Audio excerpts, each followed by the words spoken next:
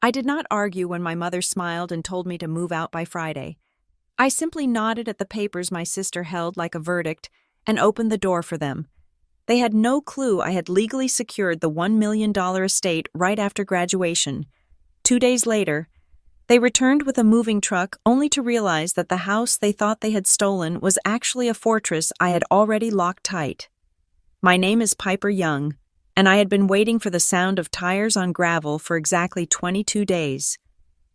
From the window of the second-floor study, the view of Harbor Hollow was painted in shades of steel gray and pine green.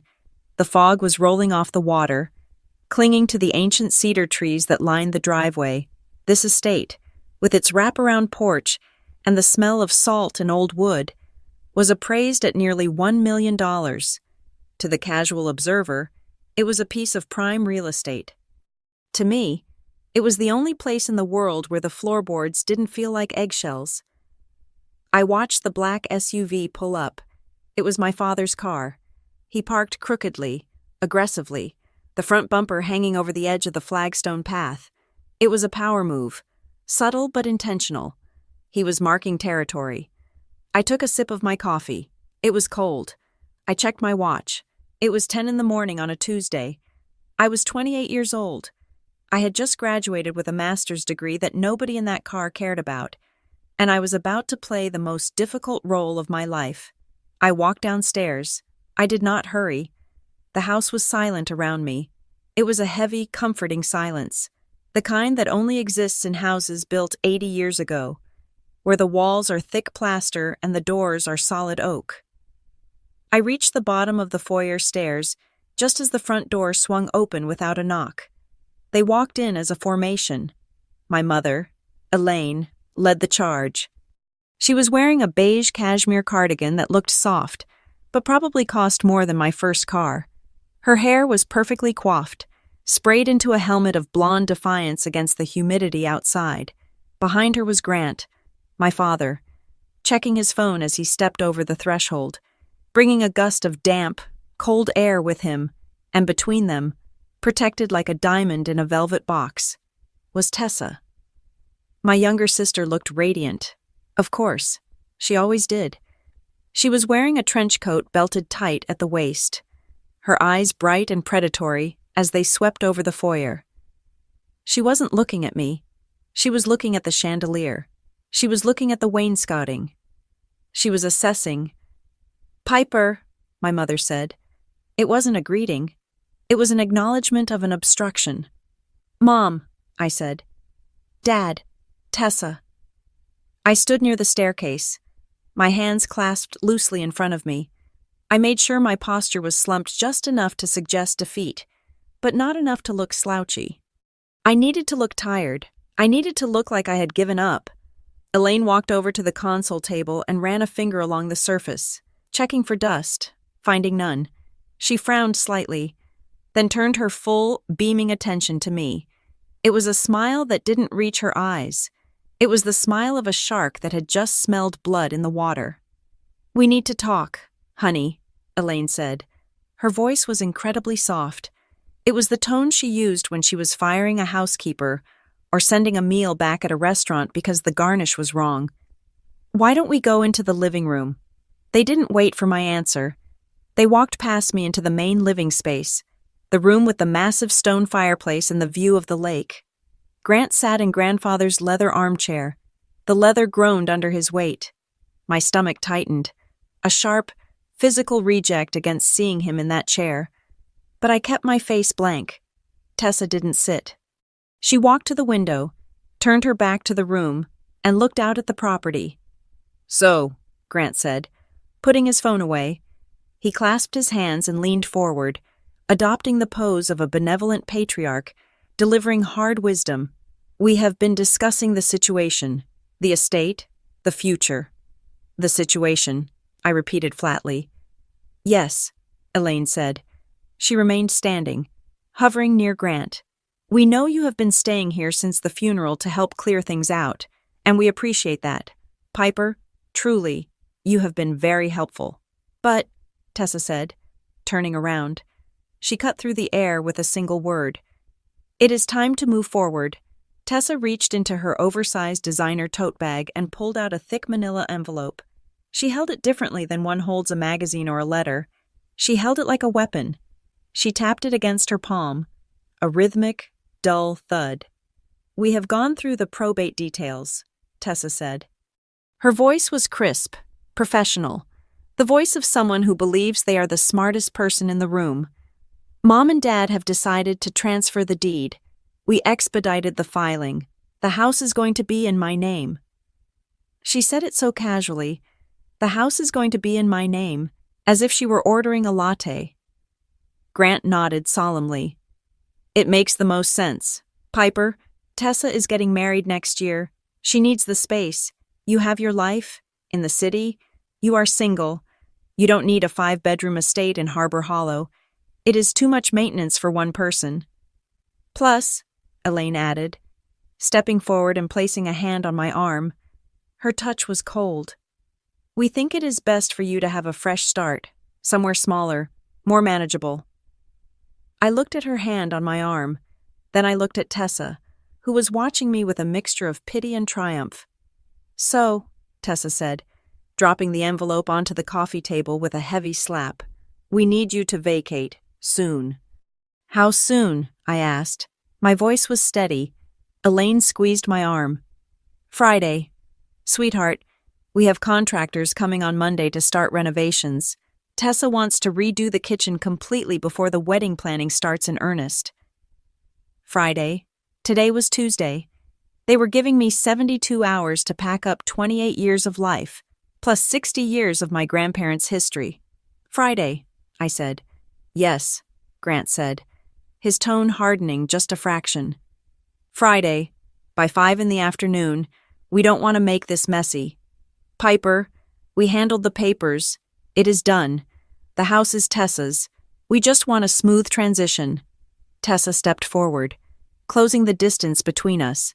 She was shorter than me, but she always projected the energy of someone 6 feet tall.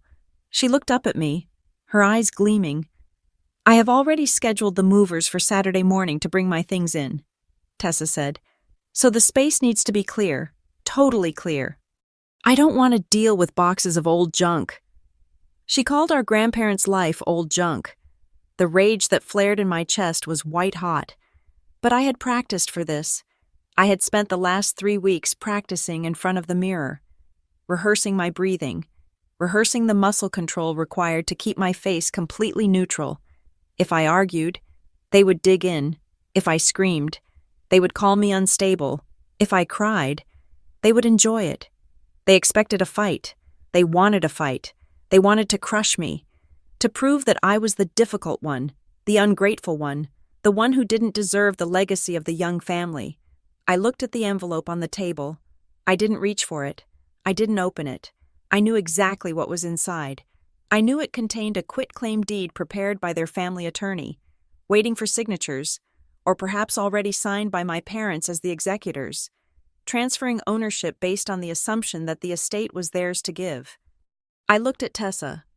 "You have the papers." Signed and notarized. Tessa lied. Or maybe she thought it was the truth. It didn't matter. "It is over, Piper." I took a slow breath. I let my shoulders drop another inch. I looked at the floor, then back up at them. "Okay," I said. The word hung in the air. Elaine blinked. "Okay. Okay," I repeated. "I understand. You are right. It is a big house. I can't maintain it alone." The tension in the room snapped. It was almost comical. Grant sat back in the chair, looking disappointed that he didn't get to use his booming father voice. Elaine looked confused. Her script useless now that I wasn't playing the villain. Tessa just looked suspicious. "You are not going to make a scene?" Tessa asked, narrowing her eyes. "Why would I?" I walked over to the mantel and picked up a small ceramic bird, one my grandmother had painted. I turned it over in my hands. "If the papers are signed, the papers are signed. I have to be realistic, right?" "Exactly," Grant said, exhaling loudly.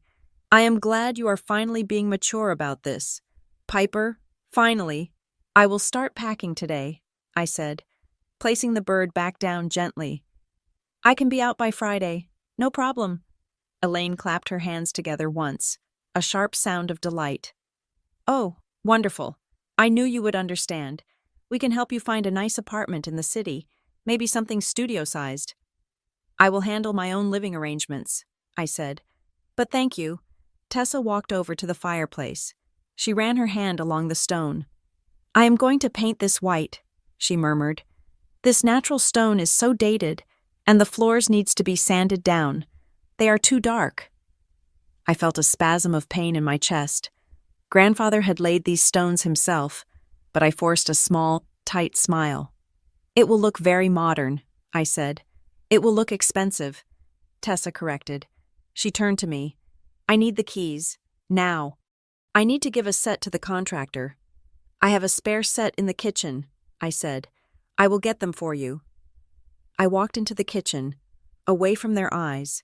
I gripped the granite counter so hard my knuckles turned white. I counted to 10. 1, 2, 3, 4, 5, 6, 7, 8, 9, 10. I took the spare key from the hook, the key to the back door. The one that stuck if you didn't jiggle it just right, and walked back out. I handed it to Tessa. Here, I said. She snatched it from my palm without saying thank you. Great. I will be back on Friday at 5 to do the final walkthrough. If there is anything left here, the movers are instructed to trash it. Understood, I said. Come on, Grant said, standing up. We have a lunch reservation at the club. Piper, you have a lot of work to do. I do, I said. I followed them to the door. I held it open for them. I watched my mother button her coat. I watched my father check his watch. I watched Tessa tuck the folder under her arm, walking out with the swagger of a queen who has just conquered a new kingdom. See you Friday, Tessa threw over her shoulder. Drive safe, I said. I stood in the doorway and watched them get into the black SUV. I watched them back out, crushing the hydrangeas my grandmother had planted along the border of the driveway. I watched the car disappear down the winding road, swallowed by the morning fog. They were celebrating. I knew exactly what they were doing. They were going to drive to the country club, order champagne, and toast to their cleverness. They would laugh about how easy it was. They would say I was weak. They would say I was finally broken. They didn't ask the right questions. They didn't ask why I wasn't at my graduation party 3 weeks ago. They didn't ask where I was the Tuesday following the ceremony. They didn't ask why the mail had stopped coming to the house 10 days ago. If they had looked closely at the papers Tessa was holding, they might have noticed that the deed they were relying on was based on a will that had been superseded. But they didn't look. They never looked. They just assumed that because they were loud, and because they were aggressive, they were right. I closed the heavy oak door. I didn't lock it. Not yet. I leaned my back against the wood and slid down until I was sitting on the foyer floor. The house was quiet again, but the silence had changed. It wasn't heavy anymore. It was vibrating. I reached into my pocket and pulled out my phone. My hands were perfectly steady now. I opened a messaging app that was encrypted. I scrolled to a contact I had saved simply as Verify. I typed a single message. They have started. Please arrive on schedule. I watched the delivered checkmark appear, then the read checkmark. I stood up and brushed the dust off my jeans. I walked over to the front door and placed my hand on the brass knob. It was cold and solid metal, worn smooth by 60 years of my grandfather's hand, and then my hand. My family thought this door was the only thing separating them from ownership. They thought that by Friday, they would have the right to change the locks. They didn't realize that the lock wasn't the barrier. I looked at the brass mechanism and felt a cold, sharp satisfaction settle in my gut. They were coming back in 48 hours with trucks and contractors and dreams of white-painted stone. They were coming back to claim a prize. They had no idea that I had already turned the entire house into a vault, and I was the only one who knew the combination. The silence that followed my family's departure was not empty. In this house, silence had texture. It had weight. I walked from the foyer into the kitchen, the room that had always been the beating heart of the estate. The air here still smelled faintly of cinnamon and lemon oil, a scent that had permeated the drywall over 4 decades. Outside the bay window, the waters of Harbor Hollow lapped against the retaining wall. It was a rhythmic, sloshing sound, like a giant animal breathing in its sleep. I closed my eyes and listened. This was the sound that had put me to sleep every summer since I was 4 years old. To my parents, this noise was just dampness that rotted the siding. To Tessa, it was a backdrop for a selfie. To me, it was the only lullaby I had ever known. I made myself a cup of tea, using the chipped blue mug that my grandfather, Walter, used to drink his coffee from. As the steam rose, hitting my face, the adrenaline from the confrontation in the hallway began to fade, replaced by a deep, aching nostalgia. Growing up, love in the Young family was a finite resource. It was a pie that was too small for 4 people, and somehow, Tessa always got the first slice, the biggest slice, and the last crumb. I did not hate her for it back then. It is hard to hate the sun for shining, even if it burns you. I just learned to stand in the shade. I was the independent one. That was the label Elaine and Grant slapped on me before I could even tie my own shoes. "Piper is fine," my mother would say at dinner parties, waving a hand dismissively while Tessa performed a tap dance or recited a poem in the center of the living room. "Piper is self-sufficient. She doesn't need fussing over." It sounded like a compliment, but even at 7 years old, I knew it was a dismissal. It meant, do not ask us for help, do not have needs, do not be inconvenient. Independence is just a fancy word for neglect that has been rebranded as a virtue. But here, in this house at Harbor Hollow, the rules were different. My grandmother, June, did not care about independence. She cared about whether you had eaten. She cared about whether you were warm. I remember running away here when I was 16. I had gotten a B on a chemistry test, and the disappointment at home had been so thick, so suffocating, that I felt like I couldn't breathe. I drove my beat-up sedan 2 hours to the coast. Arriving at midnight, Grandfather Walter had opened the door. He didn't ask why I was there. He didn't ask about school. He just looked at my tear-streaked face, stepped aside, and said, "The kettle is on." That night, we sat on the back porch, listening to the wind chimes. Those chimes were made of heavy copper tubes that Walter had cut himself. They didn't tinkle. They resonated. They sang in low, mournful tones that vibrated right through your chest. You are trying too hard to be what they want. Walter had told me that night, his voice rough like tree bark. You can't carve a statue out of water.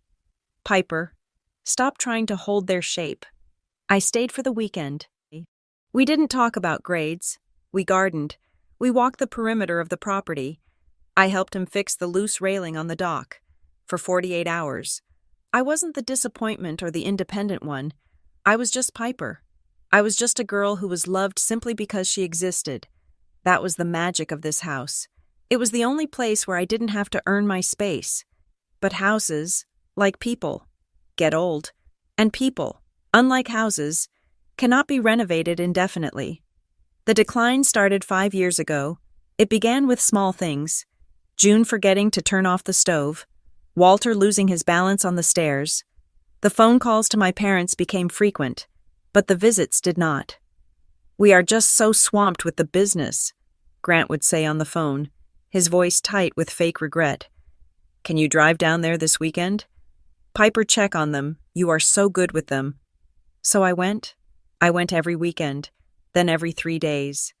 Then, during the last 2 years of my master's degree, I moved my entire life into the guest room downstairs so I could be there every night. I became the keeper of the decline. I was the one who learned the difference between a confused wander and a dangerous exit-seeking behavior. I was the one who labeled the cupboards so June wouldn't put the milk in the pantry. I was the one who sat with Walter when his lungs rattled like dry leaves, holding his hand until the morphine kicked in. I managed the money, too. That was the part my parents never asked about, because asking would have required them to get involved. Walter had handed me the checkbook 3 years ago. His hands were shaking so bad he couldn't sign his name on the utility bill. "You do it, Pip," he had whispered. "You have got a good head, better than mine." I took over everything. I paid the property taxes. I paid the insurance premiums. I hired the landscapers to keep the yard from turning into a jungle. Even though June could no longer walk out to see it, I balanced every single ledger. I knew exactly how much money was in the retirement accounts, and I knew exactly how fast the medical bills were draining it. And where were Elaine, Grant, and Tessa? They came for Thanksgiving. They came for Christmas if they didn't have a better offer in the Caribbean. I remember one specific visit. 6 months before June passed, Tessa had driven down in her new convertible. She walked into the house, wrinkling her nose at the smell of antiseptic and old age that I couldn't quite scrub out of the carpets. "God, it is depressing in here," Tessa had said, dropping her bag on the table I had just wiped down. She looked at me, wearing oversized sweatpants and no makeup, dark circles under my eyes from 3 nights of no sleep. "You look terrible. Piper, you really need to take better care of yourself. It is not healthy to bury yourself alive here." Elaine had walked around the living room, touching the antiques. She wasn't looking at them with affection. She was looking at them like an auctioneer. "That grandfather clock is an original, isn't it?" Elaine had asked, tapping the glass. "I wonder what that would fetch in the city." "Mom, Grandma is sleeping in the next room," I had hissed, angry tears stinging my eyes. "I am just being practical," she had sniffed. "June won't need a clock forever. We have to think about the estate." The estate. That was all they saw. They didn't see the home. They saw a portfolio asset. They saw a line item on a spreadsheet. When June died, they cried beautifully at the funeral. Tessa gave a eulogy about baking cookies with Nana that was entirely fictional, considering she hadn't baked a cookie with June in 15 years. But the crowd ate it up. They patted Grant on the back. They told Elaine she was so strong. I stood in the back, dry-eyed, because I had done my grieving while changing bedsheets and spoon-feeding broth. After June was gone, Walter faded fast. It is a cliché, but it is true. He didn't want to be here without her, but in those final months, his mind, which had been foggy for a year, suddenly cleared. It was a phenomenon the doctors called terminal lucidity. 2 weeks before he died, which was just 5 weeks ago, Walter called me to his bedside. The room was dark, lit only by the street lamp outside casting long shadows across the quilt. "Piper," he rasped. "I am here, Grandpa," I said, putting down the book I was reading. He gripped my hand. His grip was surprisingly strong, a ghost of the carpenter he used to be. "They are coming," he said. I thought he meant the doctors, or maybe angels, if you believe in that sort of thing. "Who is coming?" "The vultures," he said. He looked me dead in the eye, his blue eyes sharp and terrifyingly aware. "Your parents, Tessa. They are waiting for the clock to stop so they can strip the gears." A chill went down my spine. I hadn't told him about the comments Elaine made about the clock. I hadn't told him about Grant asking to see the bank statements just for safekeeping. "They think I am asleep," Walter whispered. "They talk over me. They talk about selling the lot. They talk about subdividing the land. They think because I am old, I am deaf. I won't let them hurt the house," I promised. He shook his head violently. "No, do not fight them with sentiment. You can't fight greedy people with feelings. Piper, they don't speak that language. You have to fight them with paper." He pulled me closer. I signed the papers, the new ones. "The lawyer, the one who isn't your father's golf buddy. You remember?" I nodded. "Miles, the estate attorney Walter had insisted on seeing privately 6 months ago. I had driven him there, thinking it was just routine maintenance." "Everything is arranged," Walter said, his voice dropping to a wheeze. "But you have to trigger it. It is a dormant mechanism. You have to be the one to turn the key. I left it all to the trust, and I made you the trustee. But they don't know. They think the old will from 10 years ago is the only one." I sat frozen. The old will from 10 years ago left everything to Grant and Elaine, with the assumption they would care for us. "Why didn't you tell them?" I asked. "Because they would have put me in a home," he said simply. "They would have declared me incompetent and taken power of attorney. I had to play the fool to keep my freedom." He coughed. "A terrible, wet sound that rattled his whole frame. When he settled back, he looked exhausted, the light fading from his eyes. "Listen to me, Piper," he whispered. "When I go, they will descend. They will try to bully you. They will try to make you feel small. They will use your own politeness against you." "I know," I said. "Don't wait," he said. "Don't wait for them to ask permission. If you wait for permission, you have already lost." That was the last coherent conversation we ever had. He slipped into a coma the next day and passed away 3 days later. Standing in the kitchen now, holding the cold mug of tea, I felt the truth of his words settle in my gut like a stone. He was right. The last 3 weeks since the funeral had been a masterclass in gaslighting. Elaine asking for the keys just to water the plants when I was already living there watering them. Grant asking for the social security numbers for the death certificate when the funeral home had already handled it. Tessa measuring the windows for curtains. They weren't grieving, they were appraising. They looked at this house and saw $1 million. They saw a renovation project. They saw a summer home to show off to their friends. I looked at the walls, at the pencil marks on the door frame that measured my height from age 3 to age 18. I looked at the scratches on the floor where Walter's dog used to pace. I looked at the spot by the window where June sat for hours watching the birds. This wasn't an asset. This was a vessel of memory, and they were going to gut it. I rinsed the mug and placed it in the drying rack. My reflection in the dark window looked back at me. I didn't look like the independent Piper anymore. I looked like Walter's granddaughter. I thought about the timeline. I had followed Walter's instructions perfectly.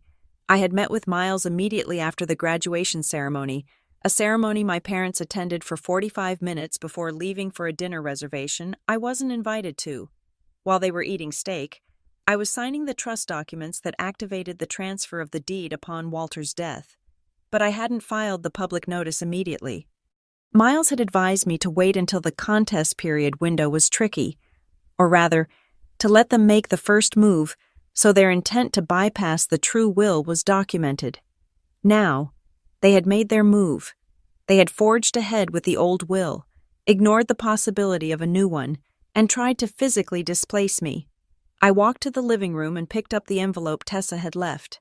I didn't need to open it to know it was a threat wrapped in legalese. I remembered Walter's voice. Don't wait for them to ask permission. I wasn't waiting anymore. I walked to the front door, the same door I had closed on them an hour ago. I locked the deadbolt, then I engaged the second lock, the heavy brass slide bolt that Walter had installed 40 years ago after a string of break-ins in the county. It made a solid, final thunk sound, but that wasn't enough. I went to the hallway closet and pulled out the small toolbox. I walked back to the front door. With steady hands, I began to dismantle the entire handle mechanism. If they wanted to get back in on Friday with their keys, they were going to be very disappointed, because by the time the sun went down tonight, there wouldn't be a keyhole left to insert a key into. I was going to replace every entry lock on the house with biometric smart locks that I had bought 2 weeks ago and hidden in the garage. Locks that only responded to my fingerprint and a code that existed only in my head. Let them come with their movers. Let them come with their papers. I took the first screw out of the faceplate. Everything is arranged, Walter had said. You just need to be awake. I was wide awake now, and I was about to give the young family a very rude awakening. I stood in the foyer, the screwdriver still heavy in my hand, listening to the silence of the house. The new biometric lock on the front door hummed softly, a green light pulsing once before fading into the matte black finish. It was done. The physical perimeter was secure, but as I stared at the door, my mind drifted back to the conversations that had led me to this extreme measure. The ambush today hadn't come out of nowhere. It had been foreshadowed in 100 small, slippery comments over the last 3 weeks. They were like hairline fractures in a dam, invisible at first, but if you ran your fingers over them, you could feel the pressure building behind the concrete. I walked back into the kitchen and sat down at the island. I opened my laptop. While I waited for the system to boot up, I let myself replay the tea summit from 10 days ago. It had been a Sunday. The funeral flowers were just starting to wilt on the sideboard. dropping dead petals onto the mahogany surface. Elaine and Grant had come over under the pretense of checking on me. They brought pastries from a bakery in the city, the kind that cost $8 apiece and tasted like cardboard. "We are just worried about you, Piper," Elaine had said, pouring tea into grandfather's delicate china. She didn't ask if I wanted tea, she just poured it. "This house, it is a monster to maintain. Have you seen the heating bill for last January? I found it in the study." She had been snooping. Of course she had. "It is high," I had replied, keeping my voice neutral. "But the insulation in the attic helps." "Does it?" Grant chimed in. He was leaning against the counter, eating a croissant without a plate, letting flakes fall onto the floor I had just swept. "We were looking at the property tax assessment. It went up again this year, $12,000. Piper, that is not pocket change for a girl your age." "I have savings," I said. "Savings burn fast," Grant said, shaking his head with a grimace that was supposed to look like paternal concern but looked more like a bank manager denying a loan. "And then there is the inheritance tax implications. If we don't handle the transfer correctly, the government is going to take 40%. Do you want that?" "I don't think it is 40% for direct descendants," I said softly. "You are not a tax attorney, honey," Elaine said, cutting me off with a smile that was all teeth. "Grant has been talking to his people. They say the best way to protect the asset is to consolidate it, put it in a trust where we are all listed. But Dad and I manage the overhead, for safety." Safety? That was their favorite word. They used it to disguise control. "And what about Tessa?" I had asked. Elaine sighed, the sound of a martyr. "Tessa is fragile right now. She needs stability. She has been looking at condos in the city, but the market is impossible. We were thinking, just hypothetically, that if we all owned this place, Tessa could use it as a base. It is only fair. Grandpa and Grandma would have wanted everything split equally. Don't you think?" Fair. That word triggered a memory so sharp I almost dropped my tea. I remembered Aunt Sarah, 7 years ago. Grant's sister, Sarah, had lent my father $50,000 to cover a short-term liquidity issue in his business when she needed it back for her daughter's tuition. Grant and Elaine had invited her to dinner. They didn't bring a check. They brought a narrative. They told the rest of the family that Sarah was being predatory, that she was trying to bankrupt her own brother during a hard time. They spun the story until Sarah wasn't the lender anymore. She was the villain. She never got the money back. She just got a reputation for being greedy. I looked at my parents in that kitchen 10 days ago, and I saw the same script being written for me. If I fought them on fairness, I would become the greedy granddaughter hoarding the family estate. So, I had decided to play the role they expected. The role of the overwhelmed, soft-spoken girl who was good at following orders but bad at math. "I suppose you are right," I had said, lowering my eyes. "It is a lot of money. I don't know if I can handle the taxes alone." I saw the tension leave Grant's shoulders. I saw Elaine exchange a quick, victorious glance with him. They thought they had me. They thought I was folding. "Exactly," Grant said, his voice rich with relief. "We just want to help you. Piper, we will get the paperwork drawn up. You won't have to worry about a thing." That was 10 days ago. Then came Tessa's visit. 4 days later. She hadn't brought pastries. She had brought a tape measure, though she tried to hide it in her purse. She claimed she was looking for a specific photo album of her childhood to scan for a project. I let her in. I watched her. She didn't look for albums. She walked through the rooms with the cold, calculating gaze of a flipper. She opened the pantry and checked for dry rot. She flushed the toilets to check the pressure. She stood in the center of the living room and spun around slowly, not taking in the memories, but calculating square footage. "This wall," she had said, tapping the partition between the kitchen and the dining room. "It is load-bearing, isn't it?" "I think so," I said. "Grandpa built it to support the upper deck." "Pity," Tessa muttered. "It really closes off the flow.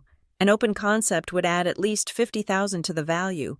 She caught herself and looked at me, flashing a bright, fake smile.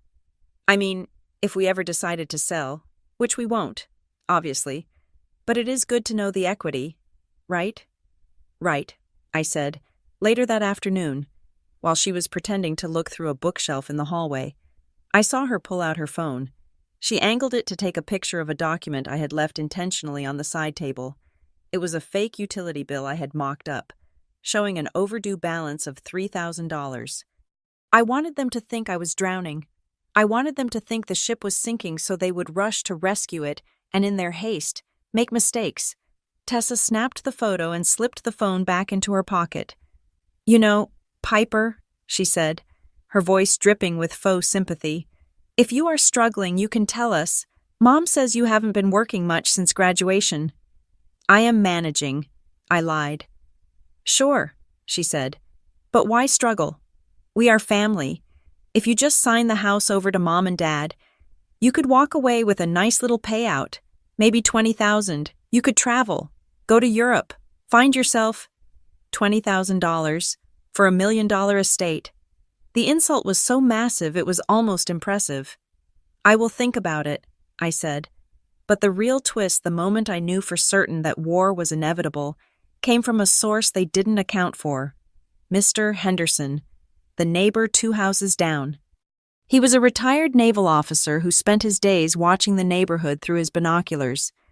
He caught me at the mailbox the day after Tessa's visit. "Your sister is a spirited one," Mr. Henderson had grunted, leaning over his fence. "She has a lot of energy," I agreed. "She stopped by my place yesterday," he said. "Asked me about the property lines, wanted to know if I would have an objection to a construction crew blocking the shared easement road for a few weeks next month." My blood ran cold. "Next month?" "Yeah," Henderson said. "Said she is planning a full gut renovation, kitchen, bathrooms, new roof, said she has the permits lined up. She had told the neighbors she was renovating before she even owned the house. She was so confident, so arrogant in her assumption that I would just roll over, that she was already scheduling contractors. That was the moment the sadness in me died, replaced by a cold, hard resolve. Back in the present, I shook my head to clear the memories. I looked at my laptop screen. The operating system was loaded. I logged into the secure email server I had set up with Miles, my attorney. There was a new notification. It had come in 20 minutes ago, while I was installing the biometric lock. The subject line read, "New filing alert, County Clerk, property ID 00492. My heart hammered against my ribs. I clicked it open. It wasn't a filing from me, and it wasn't a filing from Miles. It was an automated alert from the service I had subscribed to, the one that monitored any legal activity regarding the address. Document type quitclaim deed, grantor Elaine Young, executor, grantee Tessa Young, status pending review. I stared at the screen. They had done it. They had actually forged ahead. They had filed a deed transferring the property from the estate to Tessa, bypassing me entirely, based on the assumption that the old will was the valid one and that I wouldn't notice until it was too late. They thought the filing would slip through the bureaucratic cracks. They thought by the time I realized what happened, the title would be in Tessa's name, and I would be the one having to sue to get it back, a process that takes years and costs thousands. They moved fast, faster than I expected. But then I saw the timestamp on the digital receipt attached to the filing. They had submitted it electronically yesterday afternoon. I felt a smile tug at the corner of my mouth. It wasn't a happy smile. It was the smile of a chess player who watches their opponent move their queen into a trap they spent 10 turns setting up. They had filed a quitclaim deed on a property that was no longer part of the estate they controlled. I opened a second window and pulled up the confirmation for my own filing, the one Miles and I had executed quietly, legally, and permanently, 3 days after graduation, the one that transferred the title not to a person, but to the Walter and June Young Irrevocable Trust. Their filing was trying to grab smoke. They were trying to transfer a house that the estate of Walter Young no longer owned, but the fact that they submitted a legal document claiming ownership they didn't verify, that was the mistake. That was the overreach. My phone buzzed again. It wasn't a text this time. It was an email from the county clerk's automated system, a follow-up to the alert. Alert conflict detected. Title clouded. Please contact clerk office immediately. I sat back in the chair. The kitchen was silent. But inside the digital world, alarm bells were starting to ring.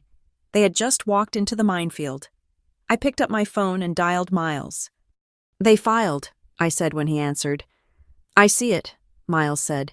His voice was calm, professional. "They just committed fraud.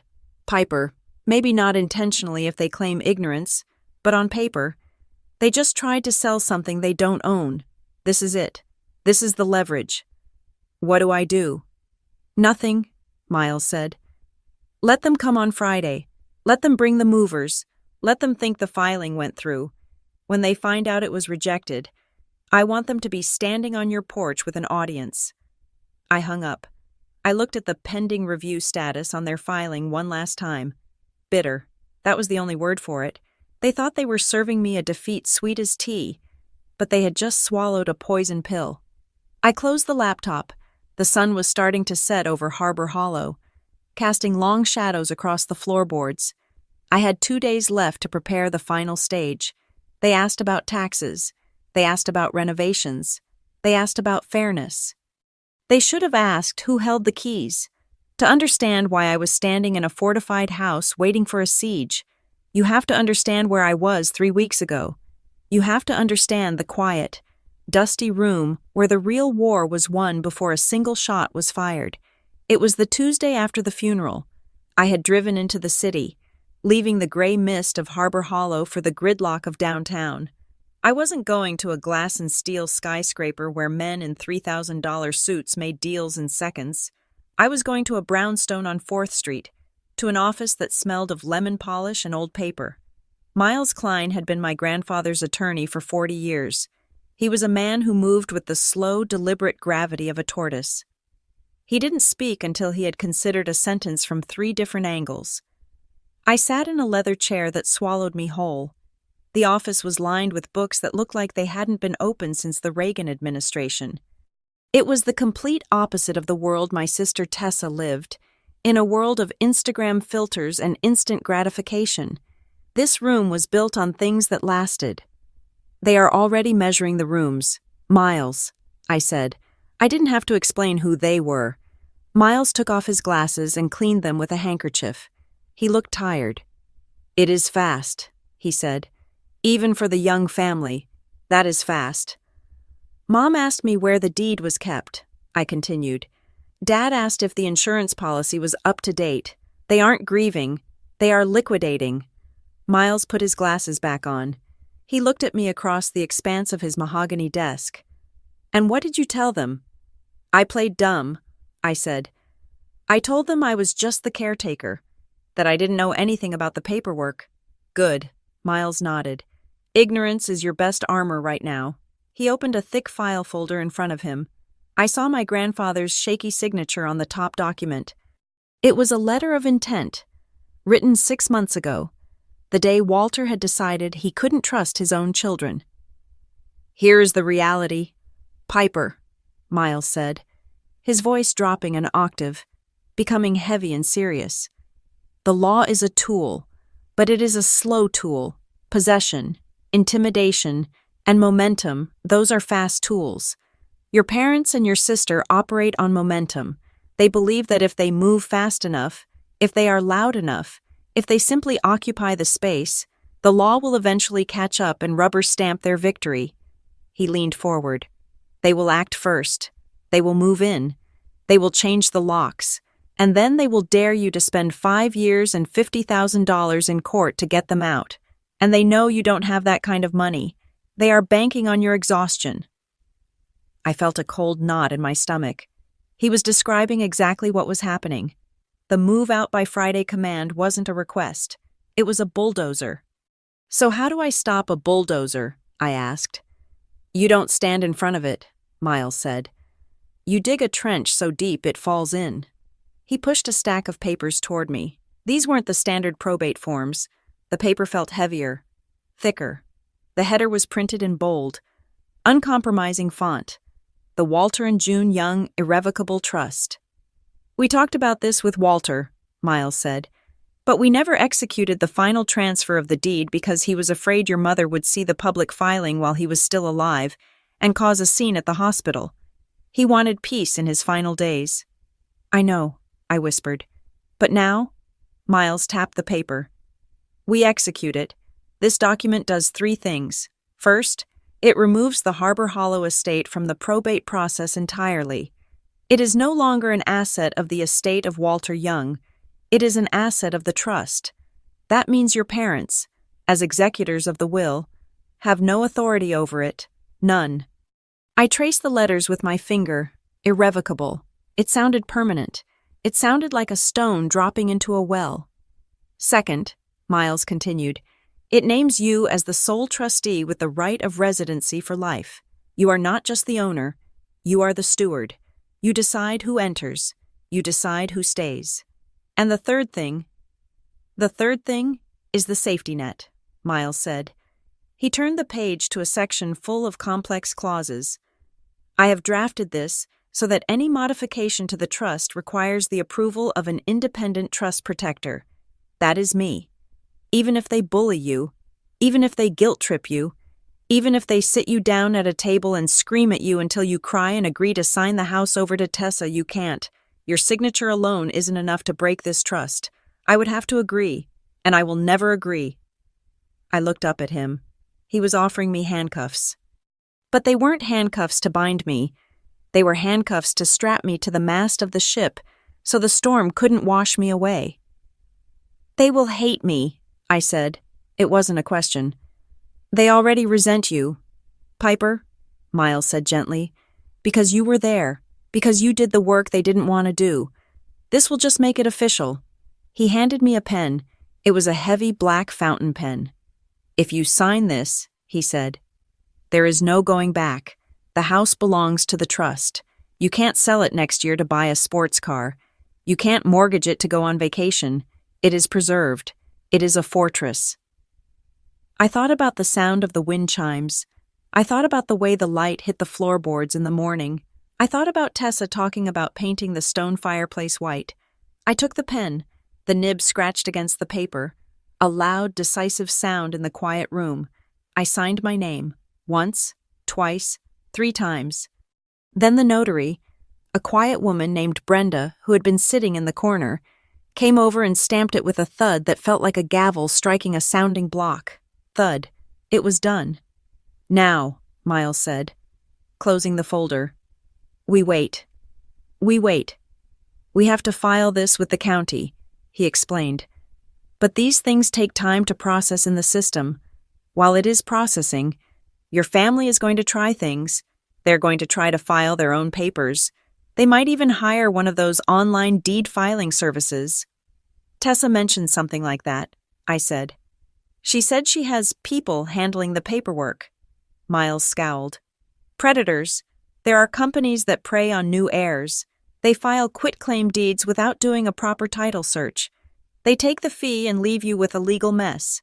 If your sister uses one of them, she is going to create a cloud on the title.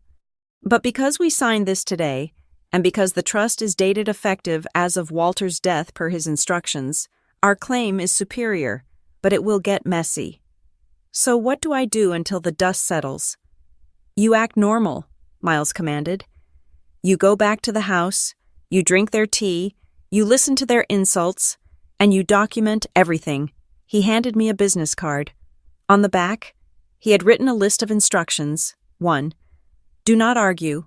2. Do not reveal the trust exists. 3. Record dates and times of every entry. 4. Save every text message. Why can't I just tell them? I asked. Why can't I just wave this paper in their faces and make them leave? Because if you tell them now, Miles said, they will try to destroy the credibility of the trust before it is fully recorded. They will claim Walter was incompetent when he drafted it. They will claim you manipulated him. They will drag this into court immediately. He leaned back. But if you let them think they have won, if you let them walk up to that door believing they own the place, and then we drop the wall on them, their shock will be our advantage. They will overplay their hand, and when they do, we will have them on record trespassing. So I went back to Harbor Hollow. For 3 weeks, I lived a double life. In the mornings, I was the dutiful, submissive daughter. I nodded when Grant lectured me about financial responsibility. I stepped aside when Tessa walked through the hallway as if she were on a runway. I said, "Okay," when Elaine told me to pack my things. But at night, I was an archivist of their greed. I created a folder on my encrypted drive. I named it The Evidence. I took screenshots of the text messages Tessa sent me. Tessa, Tuesday, 10:14 a.m. a.m. Don't forget to clean out the garage. I need space for the Porsche. Elaine, Wednesday, 8:30 p.m. Make sure you leave the antique silver. That is family property, not yours. Grant, Friday, 2:00 p.m. I canceled the landscaping contract. I will hire my own guys once we take possession. Every text was a brick in the wall I was building against them. They were documenting their own intent to seize the property without waiting for probate to close. I installed the audio recorders in the living room, legal in my state, as long as one party, me, consented to the recording. I captured the conversation where Grant admitted he needed to leverage the house to cover a business loan. I captured Tessa laughing about how she was going to evict the hermit. It was exhausting. It felt like living with a knife pressed against my throat, waiting for permission to breathe. But the hardest part wasn't the fear. It was the heartbreak. Listening to them. Really listening to them. Stripped away the last layer of childhood denial I had been clinging to. I realized they didn't just want the house. They wanted to erase me from it. To them, I wasn't a family member. I was a squatter. I was an obstacle to be removed so the real life their life could begin. Yesterday, after the confrontation in the hallway where they told me to be out by Friday, I called Miles again. They set a deadline, I told him. Friday at 5. They are coming with movers. Friday, Miles repeated. I could hear him checking his calendar. Excellent. Excellent. It is the perfect stage, Miles said. They are escalating to a physical takeover. That means we can meet them with a physical defense. I am scared, Miles, I admitted. I was standing in the kitchen, looking at the biometric locks I hadn't installed yet. What if they just break the door down? What if they bring the police? Let them bring the police, Miles said, his voice calm and steely. In fact, I hope they do. The police enforce the law, and the law is on your side. He paused, and I heard the scratch of his pen. I am not coming alone on Friday. Piper, Miles said. I am bringing someone with me. Another lawyer. No, Miles said. A witness, an official from the county process server's office, someone whose job is to verify the delivery of legal documents and the status of occupancy, a neutral third party. When your father starts screaming and your sister starts crying, this person won't care. They will just write it down. A witness, I repeated. Exactly, Miles said. We are going to let them walk right up to the trap. We are going to let them think the door is opening for them. And then, we are going to show them exactly who holds the keys. I hung up the phone. The memory of that meeting in the dusty office anchored me. I looked at the text message history on my phone. Tessa movers are booked. Hope you are packed. I didn't reply. I didn't need to. I had signed the paper. I had engaged the trust. The trap was set. Now, all I had to do was wait for them to step on the trigger. The strangest thing about a shark attack is not the bite. It is the water going still right before the strike. In the 48 hours leading up to the Friday deadline, my family stopped barking orders. They stopped sending aggressive emails about wasted potential and financial burdens. Instead, they pivoted to a strategy that was infinitely more terrifying. They started being nice. It began on Wednesday evening, just a day after I had closed the door on their eviction notice. I was in the kitchen, labeling a box of grandfather's journals not to pack them away, but to organize them for the library I planned to build when the doorbell rang. It wasn't the sharp, demanding ring I was used to. It was a cheerful, rhythmic pattern. Ding-dong-ding. I checked the new camera feed on my phone before I moved. Standing on the porch were Elaine and Tessa. They weren't holding legal papers this time. They were holding a casserole dish and a bottle of wine. I opened the door, leaving the security chain engaged for a fraction of a second too long. just to let them feel the resistance. Then I slid it back and smiled.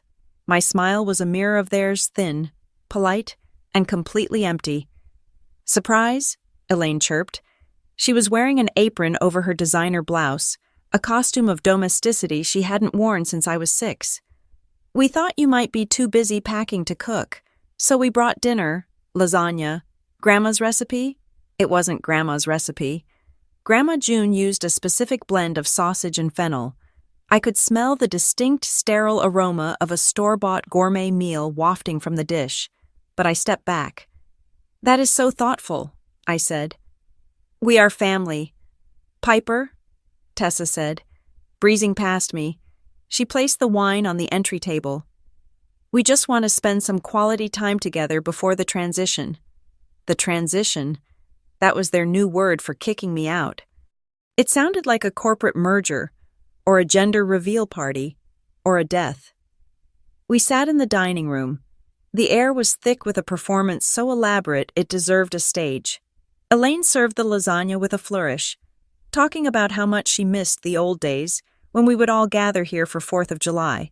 She conveniently forgot that for the last 10 years, she had spent every 4th of July in the Hamptons because the humidity at Harbor Hollow frizzing her hair. "Do you remember when Dad taught you to ride a bike on the driveway?" Tessa asked, taking a sip of wine. Her eyes were locked on my face, scanning for a crack in my armor. "I do," I said. "I fell into the hydrangeas." "Exactly," Elaine laughed, a sound like breaking glass. "Such good memories. That is why we want to keep this house in the family. Piper, to protect those memories. We were worried that if you were here all alone, you might get overwhelmed. You might sell it to strangers." "I would never sell," I said softly, staring at my fork. "Of course not," Grant said. He had arrived 10 minutes late, claiming traffic, but I suspected he had been on a call with his bank. He cut into his lasagna with surgical precision. "But life happens. Taxes happen. We just want to take the burden off your shoulders. You understand that, right? This isn't about taking something from you. It is about doing something for you." I chewed slowly. "I appreciate the concern." Then came the test. Tessa looked around the room, her gaze lingering on the heavy oak wainscoting. "You know," she said, her voice light and teasing, "if this place were mine legally, I would probably paint all this wood white, make it look like a beach cottage, open it up, maybe knock down that wall to the kitchen." She paused, waiting. She wanted me to snap. She wanted me to scream that grandfather carved that wood himself. She wanted me to reveal that I cared too much, because if I cared too much, I was unstable. If I was unstable, I was easy to dismiss. I took a sip of water. "White is a very popular color," I said flatly. "It bounces the light well." Tessa blinked. She looked disappointed. She had thrown a dart and it had hit a wall of marshmallows. "Right," she said, recovering. "Exactly. Glad you agree." Grant cleared his throat. The pleasantries were over. Now came the extraction. "Speaking of the transition," Grant said, leaning forward, "we need to make sure the paperwork is clean for the handover on Friday. I was looking for the original property tax binders, the ones from 98 through 2005. Walter was obsessive about keeping them. Do you know where they are?" "And the safe key?" Elaine added, trying to sound casual. "The one for the wall safe in the study. I think I left a few pieces of jewelry in there years ago. I should probably get them out before the movers come." She hadn't left jewelry there. The safe contained the original deed to the land, the one hand-signed in 1945. They wanted the originals. They wanted to erase any paper trail that didn't match their narrative. I looked at them. 3 predators sitting around a table, napkins on their laps, asking me to hand over the knife they intended to stab me with. I widened my eyes, channeling every ounce of the overwhelmed daughter persona they had assigned to me. "I am not sure," I stammered. "I started moving boxes around last week. Everything is in such a mess. There are piles everywhere. I think I saw the tax binder in the garage, or maybe the attic." "The attic?" Grant's eye twitched. He hated the attic. It was dusty and hot. "I am sorry," I said, dropping my head. "I am just so bad at organizing. You know me, always scatterbrained." "It is okay, sweetie," Elaine said through gritted teeth. "We can look for them together on Friday." "Oh," Tessa suggested. "I could go look now, while we have dessert." "The bulb is out in the attic," I lied. "It is pitch black up there, and there are bats." "Bats." Tessa recoiled. "Huge ones," I said. "I would hate for you to get bitten right before the wedding photos." Tessa sat back down. The immediate threat of physical search was averted, but I knew I had only bought time. Later that night, while Elaine was pretending to help me wash dishes, which really meant she was standing by the sink holding a towel while I did the scrubbing, I walked into the living room to collect the wine glasses. Tessa was sitting on the sofa, her phone illuminated in the dark. She didn't hear me approach on the thick rug. I stood behind the sofa for 3 seconds. That was all I needed. She wasn't on Instagram. She wasn't texting her fiancé. She was on a website with a garish yellow banner that read, "Quick Inheritance, Com, Expedited Estate Transfers Title Correction." I saw her thumb hovering over a button that said, "Upload Will." My blood ran cold, then hot. Miles had warned me about this. These were the document mill's automated legal services that didn't ask questions, didn't verify mental capacity, and didn't check for conflicting trusts. They just took a PDF and a credit card and generated a filing. "Is the Wi-Fi working okay?" I asked loudly. Tessa jumped so hard she almost dropped the phone. She slammed the screen against her chest, her eyes wide with guilt. "Jesus, Piper," she hissed. "Don't sneak up on people." "Sorry," I said. "Just wanted to get your glass." "I was just checking work emails," she lied, her face flushing pink. "You work too hard," I said.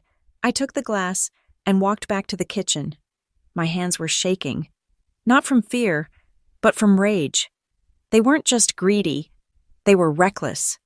Tessa was about to feed my grandfather's legacy into a meat grinder of automated law just to save a few weeks of probate. That was the moment I decided the passive defense wasn't enough. The next morning, Thursday, I ramped up the physical security. I had already installed the biometric deadbolts, but I had kept them in dummy mode, meaning they still accepted the old physical keys. I didn't want to lock them out completely until the trap was sprung. But now, I needed eyes. I spent the morning installing micro cameras. I didn't put them in the obvious places. I put one inside the hollowed-out spine of a book on the hallway shelf. I put one in the ventilation grate overlooking the kitchen. I put one facing the driveway, hidden in the birdhouse. These weren't just for security. They were for the audience I hoped to never need a judge.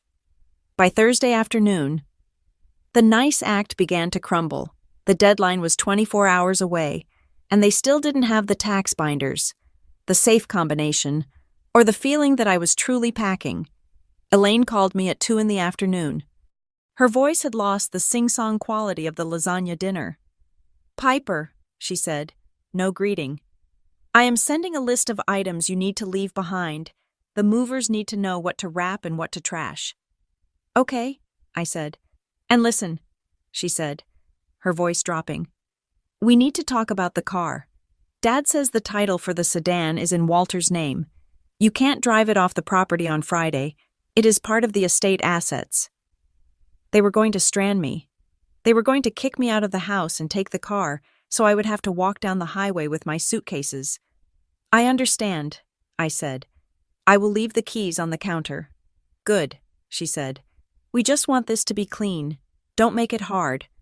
Piper, we are all tired." "I am tired too." "Mom," I said honestly. "We will be there tomorrow at 5 sharp," she said. "Make sure the driveway is clear for the truck." She hung up without saying goodbye. I sat in the silence of the house. I looked at the car keys on the table. The sedan was indeed in Walter's name, but what they didn't know because they hadn't asked was that Walter had transferred the title to the trust along with the house. The car wasn't theirs.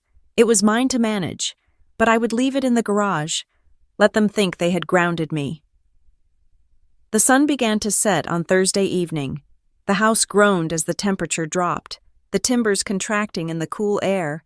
It was a sound I would miss if I ever actually left, but I wasn't leaving. I was sitting on the floor